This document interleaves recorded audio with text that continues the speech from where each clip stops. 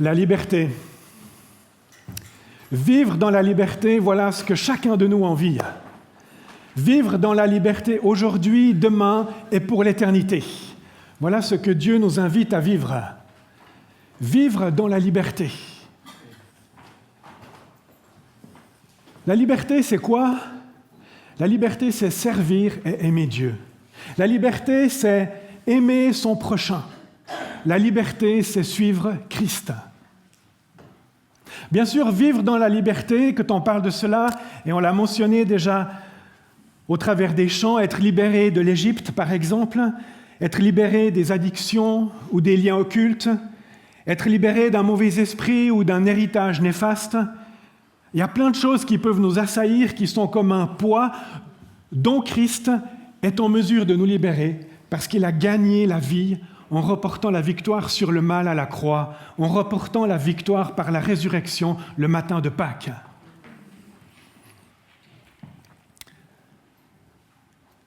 J'aimerais ce matin aborder la liberté sous l'angle du changement de système de pensée. Il y a 2 semaines, j'ai participé à une conférence où tous les acteurs d'une mission qui travaillent en Inde se sont rencontrés. Nous étions une centaine de l'Europe pour soutenir le travail d'implantation d'églises en Inde.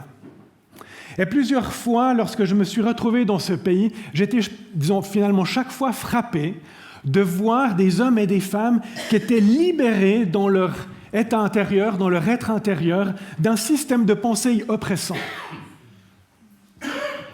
Le système de pensée ou le système en Inde, c'est un système où il y a des castes. Et puis, on est dans une caste, et on vit dans une caste, et on termine dans cette caste. Et puis si je nais dans la caste du haut, tout va bien. Puis si je nais dans la caste au milieu ou en bas, ou tout en bas, eh bien, il n'y a rien qui va, mais je ne peux rien changer. C'est comme ça. C'est un système de pensée. Et beaucoup des gens que nous avons rencontrés en Inde sont des gens qui viennent de la caste des Dalits, c'est-à-dire ceux qui valent moins que rien, moins qu'une vache et moins que d'autres animaux. Aucune dignité. C'est juste un rien. Et puis ils vivent comme ça sans espoir d'aller mieux, parce que c'est le système. Et lorsqu'ils entendent l'évangile de Jésus-Christ, qui dit que nous sommes créés à l'image de Dieu et que nous avons de la valeur et de la dignité, et lorsqu'ils reçoivent ce message dans leur cœur profond, eh bien, leur regard change. Mais ça se voit dans les yeux. Et j'ai vu des hommes et des femmes qui rayonnaient, alors qu'effectivement, socialement, c'est compliqué, mais intérieurement, ils ont reçu cette dignité que seul Christ peut donner, et ça change leur manière d'être. Et ils sortent d'un système de pensée pour venir vers Christ et être libérés. Et ce matin, j'aimerais que l'on parle, ou que l'on aborde, le système de pensée dans lequel nous vivons ici. Parce qu'il y a des choses que l'on fait, que l'on vit, qui sont comme le système de pensée dans lequel nous grandissons, mais qui ne sont pas en lien ou alignés sur la parole de Dieu. Reprenons d'abord le premier verset, si tu peux mettre le premier slide, s'il te plaît. Galates 5.1, on l'a vu la dernière fois, c'est pour la liberté que Christ nous a affranchis. Tenez donc ferme dans cette liberté et ne vous placez pas de nouveau sous la contrainte d'un esclavage. Cette liberté que nous avons reçue en Christ, la liberté de servir et d'aimer Dieu. Tenez donc ferme. Paul écrit à l'Église, c'est encore assez au début de la vie de l'Église, et il dit déjà aux chrétiens, tenez donc ferme, parce qu'il sait les dangers qui sont là, qui existent, et dans lesquels les disciples étaient tentés de comme retourner sous un esclavage. Et on va en parler. Et je vais prendre maintenant le verset 13 du chapitre 5, c'est le slide suivant. Paul, dans les versets 1 à 12, Paul parle de l'esclavage ou le risque de retourner dans un esclavage qui est lié à l'observation de certaines règles, de la religion, de règles de juifs notamment. Et il dit, mais ce n'est pas en appliquant les règles que vous êtes sauvés et libres. Non, vous devez vous écarter du comportement ou des règles qui étaient celles d'alors pour recevoir la pleine liberté en Christ. Et puis, ensuite, il reprend et il dit, dans le verset 13, « Frères et sœurs, C'est à la liberté que vous avez été appelés. Seulement ne faites pas de cette liberté un prétexte pour suivre les désirs de votre nature propre. Au contraire, soyez par amour serviteurs les uns des autres.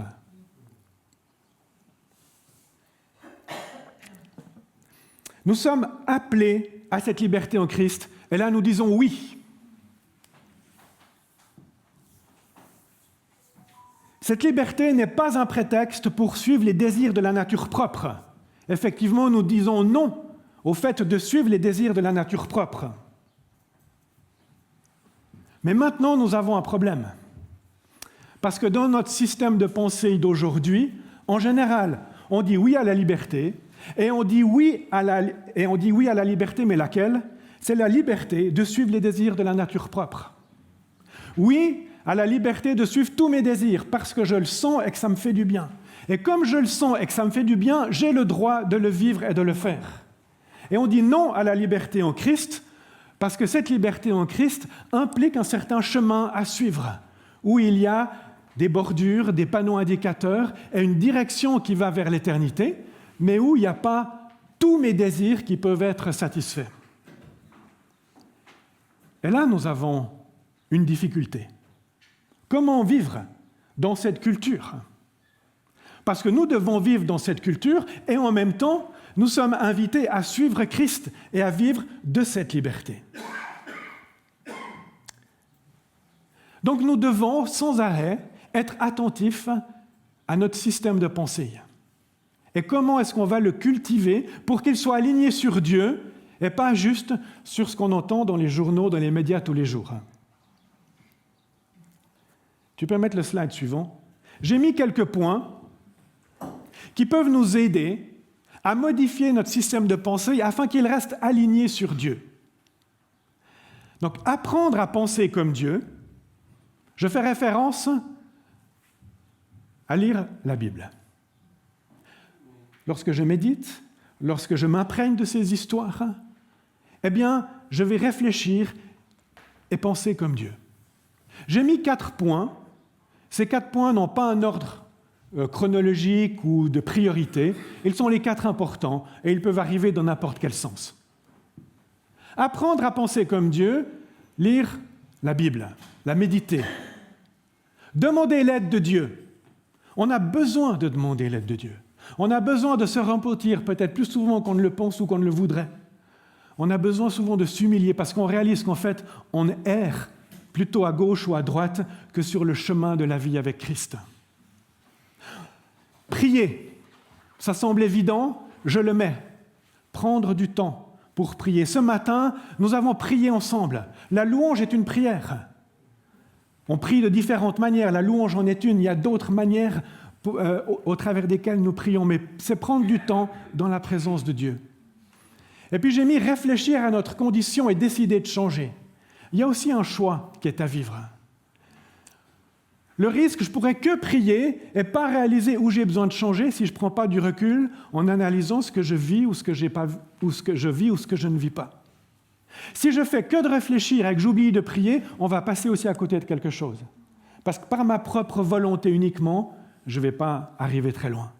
J'ai besoin que ma volonté soit portée par la puissance de l'Esprit.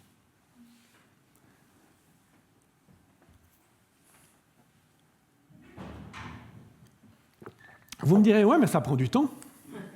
Ah oui, je ne vais pas dire le contraire. Je suis comme impressionné souvent par ceux qui font du sport. Et je le vois très clairement. Chez moi, par exemple, mon fils, Guillaume, joue du basket à haute dose. Presque tous les jours, il fait des entraînements. Il joue en Ligue B, et ça lui demande tous les soirs, au-delà de ses études, tous les soirs, il va 2 heures pour jouer du basket, pour s'entraîner avec son équipe, pour apprendre les systèmes de défense, les systèmes d'attaque, et ça prend du temps, et il le fait, et il le refait, et il continue de le faire pour que lorsqu'il y a un match, sous la pression du match, le système fonctionne et qu'il puisse mettre des paniers et espérer gagner. Puis bien des fois ça marche, ils gagnent, puis bien des fois ils perdent, et ils continuent à s'entraîner. Mais c'est des heures pour être basket. À la maison, on en parle. Il y a quelque chose de similaire avec nous, les disciples de Christ. Ce n'est pas parce que je sais comment on défend bien au basket que j'arrive à le vivre sur le moment quand il y a la pression. Je peux connaître le système, mais si je ne l'exerce pas, il y a peu de chances que j'y arrive. Et parfois, dans la vie de foi, on oublie la Bible. Oui, on sait que nous devons marcher à travers la mer pour aller dans le pays promis. Mais parfois, on oublie juste comment. Parce qu'on oublie de s'immerger dans cette pensée de Christ qui est riche. On oublie ce que la Bible nous donne depuis tant de temps et qui va imprégner mes pensées, mes réflexions, mes manières d'agir et de réagir. Et c'est pour ça que nous sommes invités, en tant que disciples, à lire la Bible encore et encore, à prendre du temps à prier, à venir chaque dimanche à l'église pour se réunir, à se retrouver à d'autres moments avec d'autres chrétiens pour prier, pour partager, pour se poser des questions mutuelles et oser se dire « mais comment est-ce que tu vis cela ?» Et ce temps, c'est du temps investi pour l'éternité. C'est du temps qui nous permet de vivre cette liberté, qui nous permet d'avancer par amour. Soyez par amour serviteurs les uns des autres, et non au service de sa propre nature ou de ses propres désirs. Dans le verset 13, c'est marqué « Ne faites pas de cette liberté un prétexte pour suivre les désirs de votre nature propre » ou selon des traductions, « les désirs de votre chair ». Tu peux mettre le slide suivant, s'il te plaît. Il y a deux notions pour le mot « chair ». La première, ça fait référence au corps physique qui est là, que chacun de nous avons. Un corps qui, je dirais entre guillemets, n'est ni bien ni mal, bien qu'il se dégrade et qu'un jour nous allons mourir, mais c'est juste le corps physique. Par exemple, 1 Corinthiens 6,16. Puis il y a une deuxième définition de la chair, et c'est celle-là que je prends ce matin, c'est celle qui fait référence aux passions pécheresses, comme dit Romains 7,5, où c'est ce qui en moi est marqué par le péché. Et nous sommes tous marqués par le péché. Notre chair est marquée par le péché, et nous ne pouvons pas y échapper. Paul parle des passions pécheresses dans Romains 7,5. Pierre, dans 1 Pierre 2, parle des convoitises charnelles. Et j'ai pris cette citation d'un théologien du Nouveau Testament, Timothy George, qui dit « La chair fait référence à notre nature humaine déchue, c'est le centre de l'orgueil humain et de sa propre volonté. »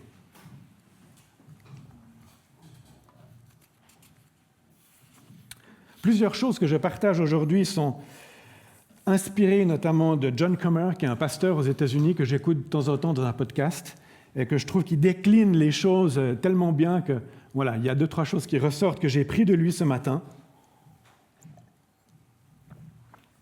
Et la question que nous avons, c'est comment aller plus loin, parce que je vous ai parlé de modifier votre système de pensée, mais j'aimerais ajouter un élément que Paul donne dans le texte de Galates 5.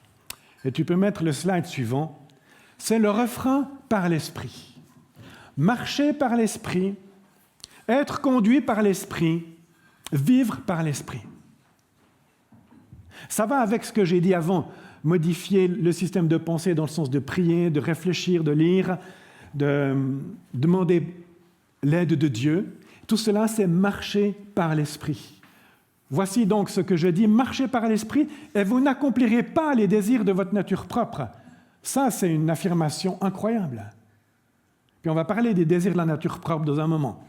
Et vous verrez que cette injonction, ce commandement, marchez par l'Esprit et vous n'accomplirez pas les désirs de votre nature propre. Et on réalise qu'il y a un combat entre marcher par l'Esprit, suivre Dieu, et le fait de marcher par les désirs de la nature propre. Ce combat, on le sent tous en nous. Mais Dieu, au travers de Paul, dit « marchez par l'Esprit ». Conduit par l'Esprit, cependant, si vous êtes conduit par l'Esprit, vous n'êtes pas sous la loi. Bon, là, il fait référence à la première partie du chapitre que nous n'avons pas pris ce matin, mais j'ai quand même laissé ce texte être conduit par l'Esprit. Ça donne une autre notion encore. Et puis vivre par l'Esprit, être conduit par l'Esprit. Si nous vivons par l'Esprit, laissons-nous aussi conduire par l'Esprit. Est-ce qu'on peut vivre par l'Esprit et ne pas être conduit par l'Esprit? Peut-être. En tout cas, Paul insiste, et il dit dans le verset 24, « Crucifiez la chair en Jésus-Christ », c'est-à-dire crucifier les désirs charnels. Et donc, si nous vivons par l'Esprit, laissons-nous aussi être conduits par l'Esprit. C'est la clé pour crucifier la chair. Maintenant, ce que je trouve un petit peu troublant, c'est que ce n'est pas la première fois qu'on parle d'être conduit par l'Esprit, de marcher par l'Esprit. On en parle très souvent, et heureusement, et on va continuer. Puis parfois, je me dis, mais pourquoi ça ne fait pas autant de différence que cela dans nos relations, dans nos situations qui parfois peuvent être conflictuelles, dans nos tensions familiales ou communautaires? Alors, est-ce que c'est parce qu'on n'est pas suffisamment libéré du système de pensée dans lequel nous vivons? En tout cas, c'est certainement qu'on a de la peine ou on doit encore progresser les uns et les autres dans cette marche par l'Esprit. Parce qu'il y a un combat. Et nous avons besoin de connaître la parole de Dieu. Nous avons besoin de réaliser que oui, ça, c'est les désirs de la chair, et on va en parler dans un moment, puis ça, c'est le fruit de l'Esprit, et on va en parler aussi. Le fruit de l'Esprit qui est la joie, la paix, qui est la fidélité, la bienveillance, la maîtrise de soi, l'amour. Et puis ça, c'est donné, et si on poursuit ça, eh bien on vit dans cette liberté qui est de s'aimer les uns les autres et de servir Dieu. Et ce combat, il est là, bien plus souvent qu'on ne le pense. Mardi matin, j'étais avec mes collègues pasteurs de l'Église libre. On se voit une fois par mois.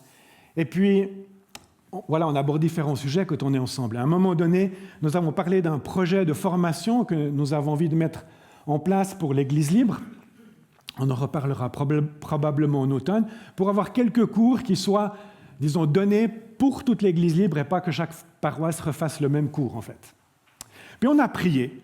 Puis alors qu'on était en train de prier, tout à coup, je me souviens que Dieu m'avait dit pendant la nuit, « N'oublie pas le prophétique, n'oublie pas la parole prophétique. » Puis je me dis à ce moment-là, « Ah, mais Seigneur, est-ce que tu veux me dire quelque chose ?» Et bang! Au moment où je me mets comme à l'écoute, je reçois une image. Et je donne cette image dans le cadre de la prière, je donne cette parole prophétique, et ça encourage, et ça fait du bien à tout le groupe. Bien commencer la journée, c'était pas mal. Le point suivant dans notre cheminement du matin, on discute d'une situation par rapport à une des paroisses de l'Église libre. Et en discutant, tout à coup vient à la lumière le fait que j'ai triangulé par rapport à une situation. Quelqu'un m'a demandé s'il pouvait me voir pour me parler de ceci, puis moi j'ai dit oui, ça serait bien, etc. Puis tout à coup, j'ai mis quelqu'un de côté de notre groupe, il m'a semblé sans faire exprès, mais en fait j'ai réalisé que j'ai triangulé et que je l'ai comme mis de côté, comme si son opinion ne valait pas la peine. Puis ça a mis un certain malaise là dans le groupe. C'était une demi-heure après ou 5 minutes après, je ne sais pas. Est-ce que j'étais... Comment est-ce qu'on dit? Est-ce que je vivais par l'Esprit?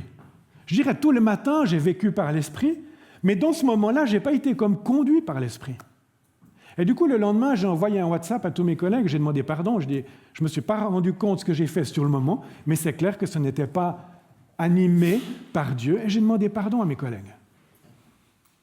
Et vous voyez, ce combat, il est là, en chacun de nous. Et j'ai besoin de l'aide de Dieu, j'ai besoin de demander sa grâce. Et demander pardon, c'est nécessaire les uns par rapport aux autres. Quand on se trompe, on demande pardon, ça fait partie de notre vie de disciple.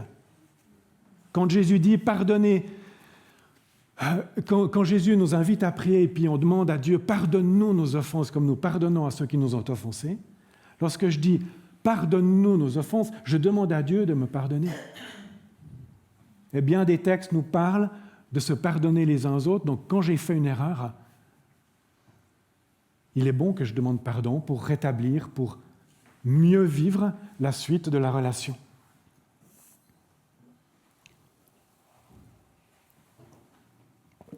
Alors, connaissons la Bible.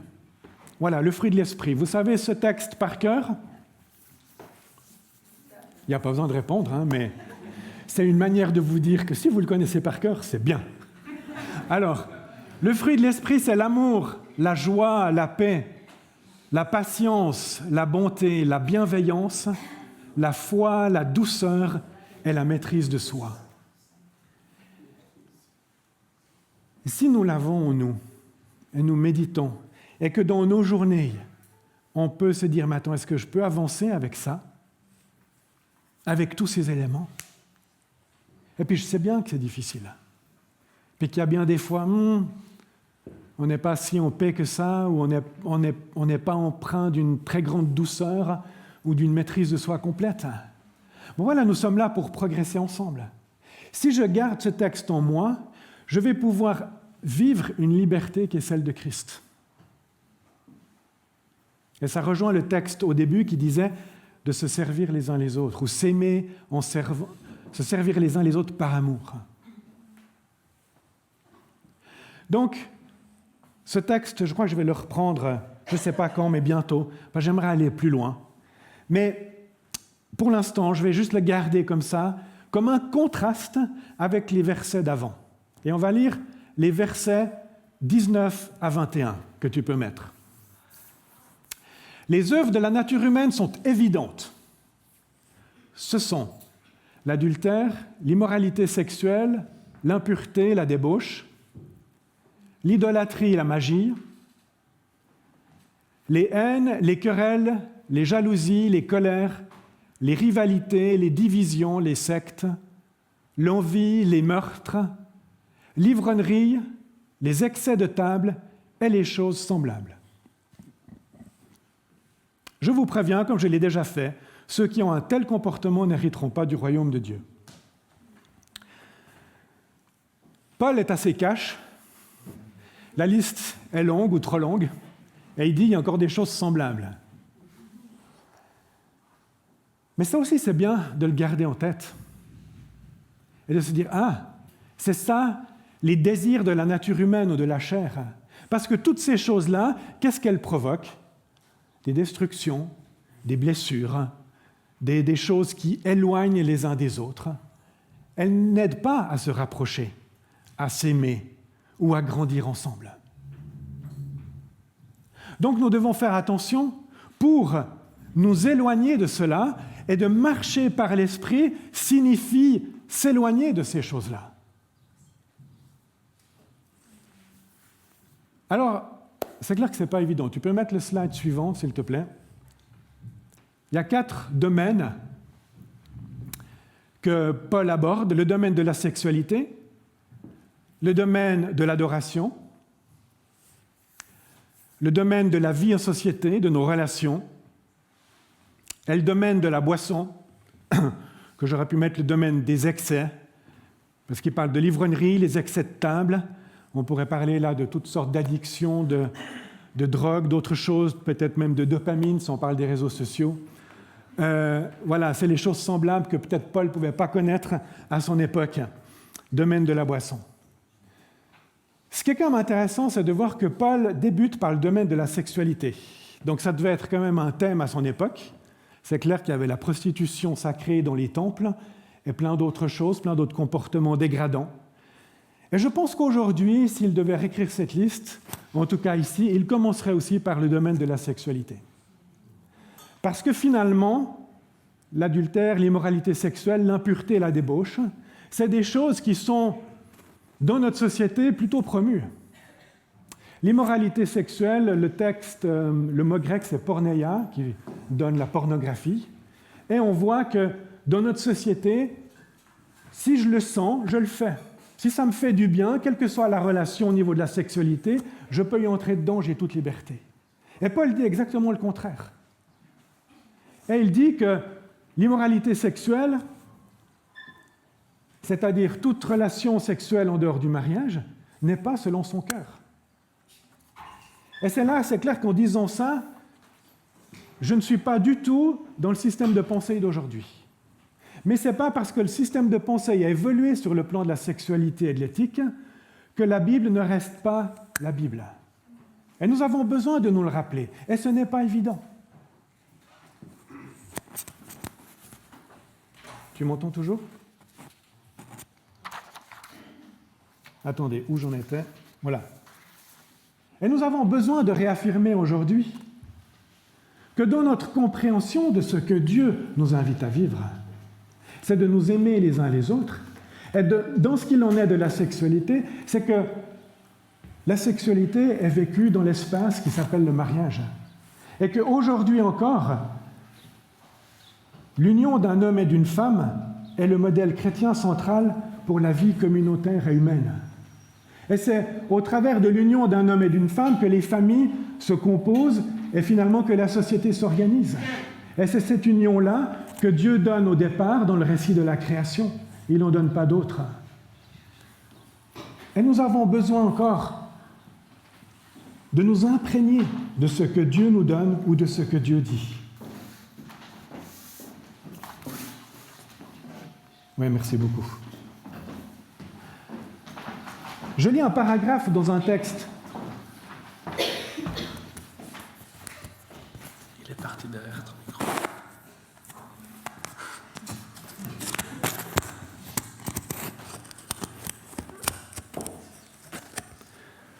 C'est que j'arrive même pas à réfléchir quand tu me dis ça.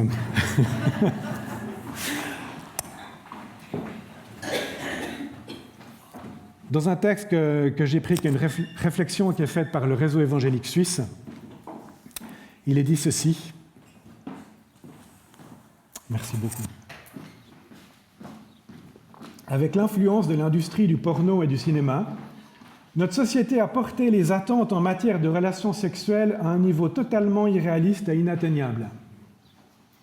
Malgré ou en raison des pressions de l'environnement social, nous encourageons l'abstinence sexuelle pour les personnes non mariées.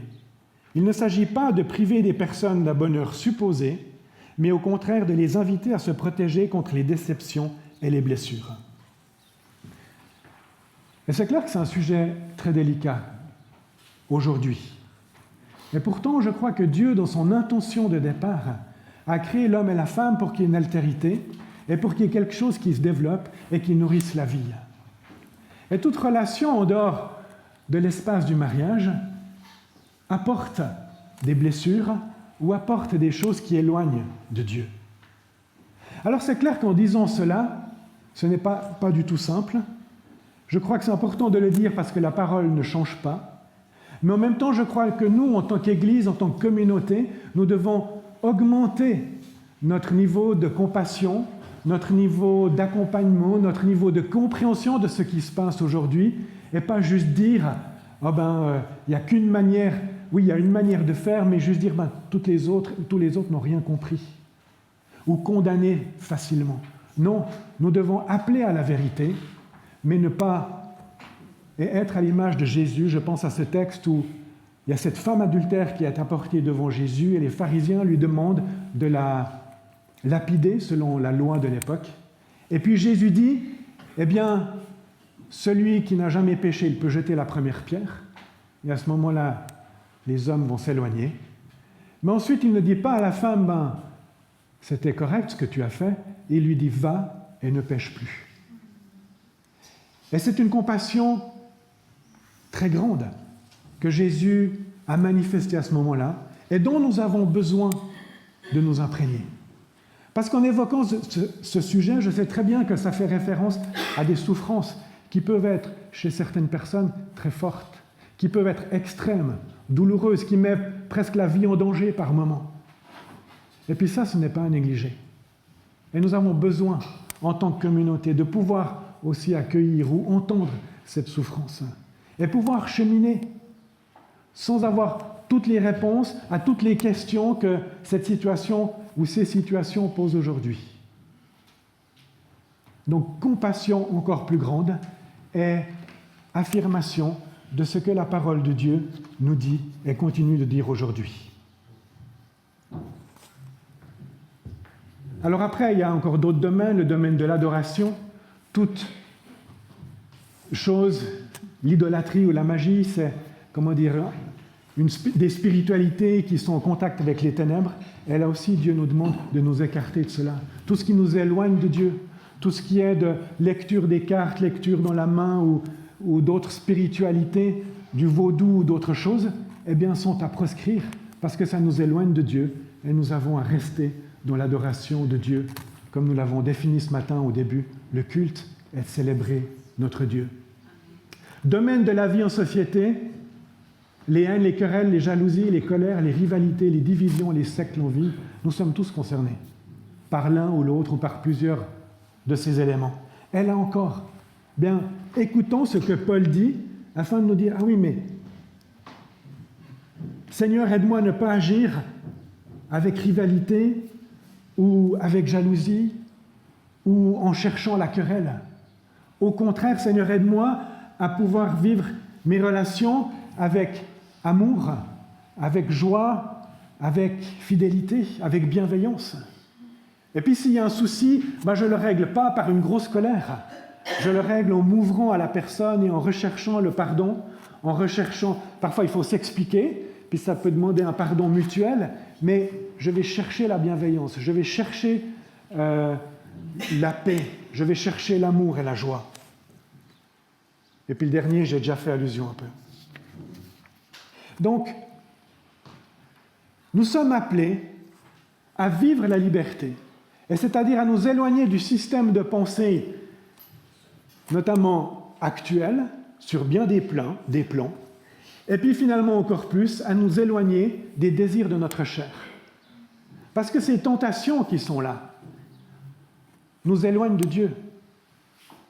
Et peut-être qu'il est important de souligner aussi, faisons attention à comment on se nourrit au travers de nos lectures, de nos discussions, des films ou des séries que l'on regarde. Parce que plus on se nourrit de choses qui sont un peu contraires en fait à ce qu'on croit, la tentation elle peut augmenter ou être plus forte. Et donc nous devons faire attention parfois à ce que nous mettons devant nos yeux ou devant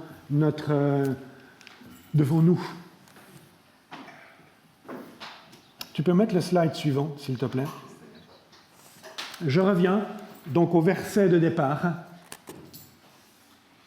C'est à la liberté que vous avez été appelés, cette liberté de servir et aimer Dieu, cette liberté d'être par amour serviteurs les uns des autres. Et en aucun cas, ne faisons pas de cette liberté que nous avons reçue de Christ, que lui est allé chercher à la croix pour nous, pour que nous soyons libérés du péché, ne faisons pas un prétexte pour suivre les désirs de notre propre nature et dire, de toute façon, Jésus va me pardonner. Non, ce n'est pas comme ça qu'on construit nos relations. Ce n'est pas comme ça que l'on construit la communauté ni la société. Alors, cherchons à honorer Dieu au travers de cette liberté que nous avons reçue en Christ et en cherchant à manifester le fruit de l'Esprit parmi nous. Amen. J'aimerais que l'on prie encore. Et je vous demande à tous de vous lever parce que nous sommes tous invités à grandir avec Dieu.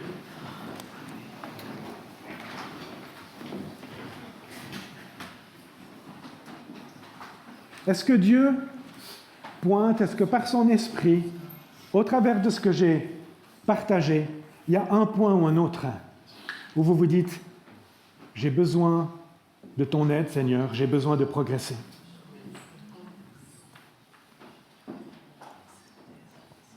Identifiez ce point. Ne l'oubliez pas en sortant du culte de la chapelle tout à l'heure, mais que vous puissiez demander à Dieu de vous aider réellement à construire autre chose et à guérir. Seigneur, merci parce que par ton Saint-Esprit, tu continues de parler. Ta parole a été donnée à Paul pour qu'il nous transmette cette lettre. Et aujourd'hui, Seigneur, je prie que par ton Esprit, tu nous aides à comprendre encore mieux et dans notre temps cette réalité de Galates 5. Seigneur, nous reconnaissons que bien souvent, nous fautons ou que nous nous éloignons de toi, que nous laissons les désirs de la chair prendre de la place au lieu de laisser le fruit de l'Esprit avoir toute la place. Seigneur, nous te demandons pardon et nous prions que tu nous aides à pouvoir marcher par l'Esprit, que tu nous aides à vivre par l'Esprit, et non seulement de vivre par l'Esprit, mais être conduits par l'Esprit. Et Seigneur, je prie que tu nous remplisses tous ici, nous avons tous besoin de toi, d'une manière ou d'une autre. Souffle par ton Esprit Et que dans cette semaine qui vient, nous puissions effectivement t'honorer dans toutes nos voies, que nous puissions effectivement faire le point et oser avancer là où nous avons besoin de remettre les pendules à l'heure. Seigneur, accompagne-nous et remplis-nous de toi. Aide-nous à vivre en honnêteté devant toi, en intégrité. Aide-nous à pouvoir marcher par amour et par joie, par liberté. Aide-nous à grandir dans la maîtrise de soi, dans la bienveillance, dans la fidélité. Seigneur, merci parce que tu es le vivant. Merci parce que tu as acquis cette liberté à la croix pour nous. Et je prie, Seigneur, qu'elle prenne toute la place dans nos vies par ton esprit, dans le nom puissant de Jésus-Christ. Amen.